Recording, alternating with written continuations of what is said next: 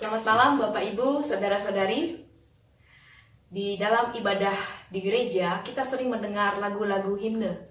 Salah satu lagu himne seperti yang dinyanyikan tadi. Judulnya adalah Datanglah Ya Sumber Rahmat di dalam Kidung Jemaat 240. Bapak Ibu, Saudara-saudari, judul asli dari lagu ini adalah Come Thou Fount of Every Blessing.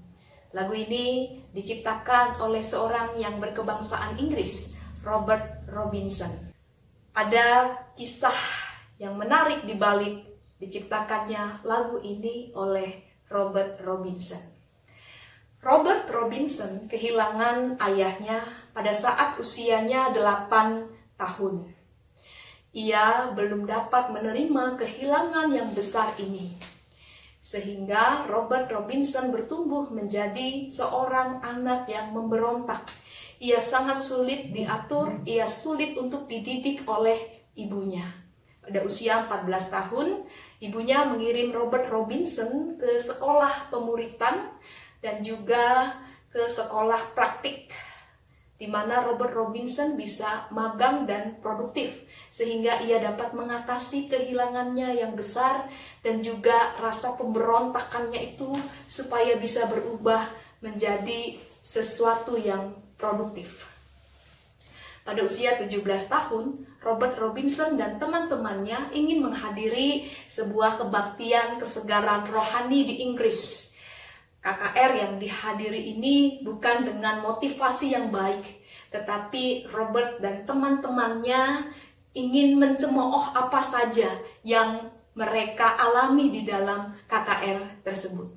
Pada waktu itu, pendeta George Whitefield, seorang pendeta Metodis, berkhotbah di sana. Tetapi apa yang terjadi dalam KKR tadi, Robert tidak jadi untuk mencemooh KKR tadi. Robert malah diubahkan oleh Tuhan. Memang pada waktu itu tidak terlihat secara langsung perubahan yang dialami oleh Robert. Tetapi 3 tahun kemudian, Robert Robinson memutuskan untuk menjadi seorang hamba Tuhan. Dia menjadi seorang pendeta.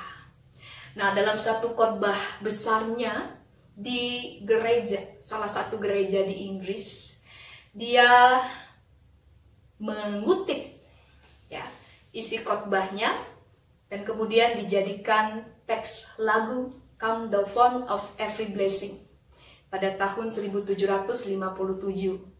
Dan pada tahun 1813 Asahel Nettleton memberikan musik pada syair lagu yang diciptakan oleh Robert Robinson ini.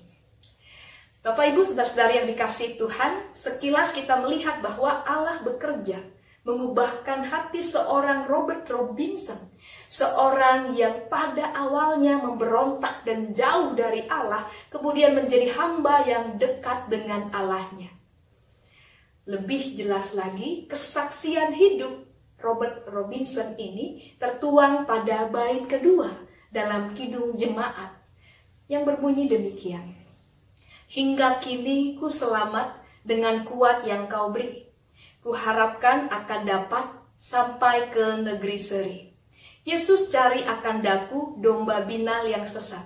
Untuk membela diriku dipikulnya salib berat. Dari teks ini kita dapat melihat bahwa Robert Robinson menganggap dirinya seperti seorang yang hilang dan dicari oleh Tuhan.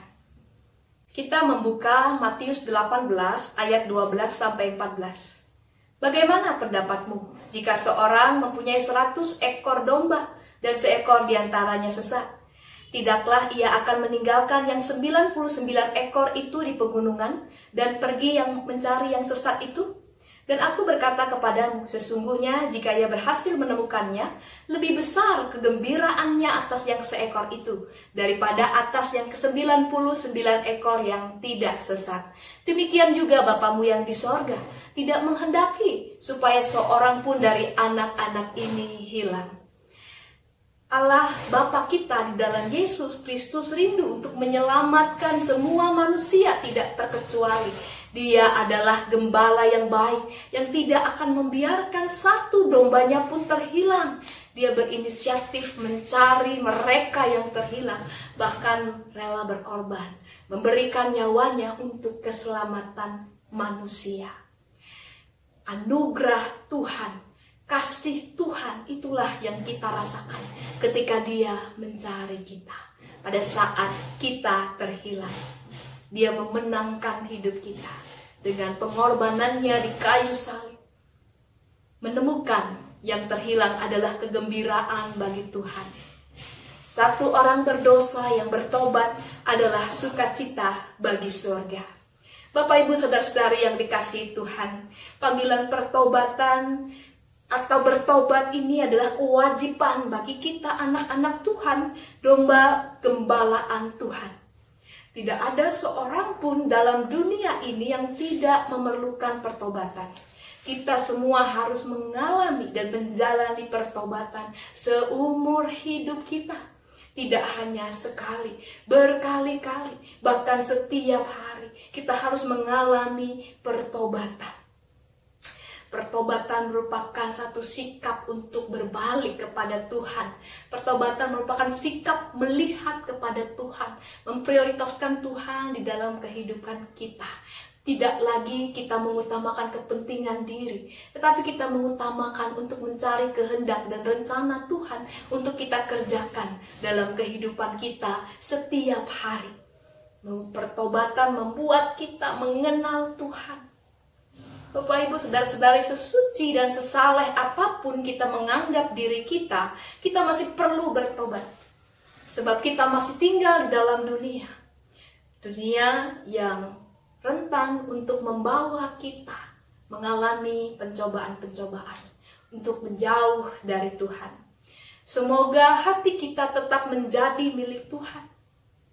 Kita yang telah bertobat menjadi miliknya. Ini kita juga diminta untuk menjadi saksi Tuhan.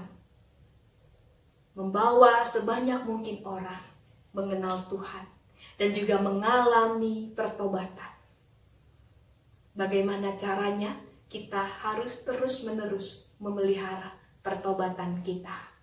Bait ketiga dari lagu Kidung Jemaat nomor 240 menjadi doa kita.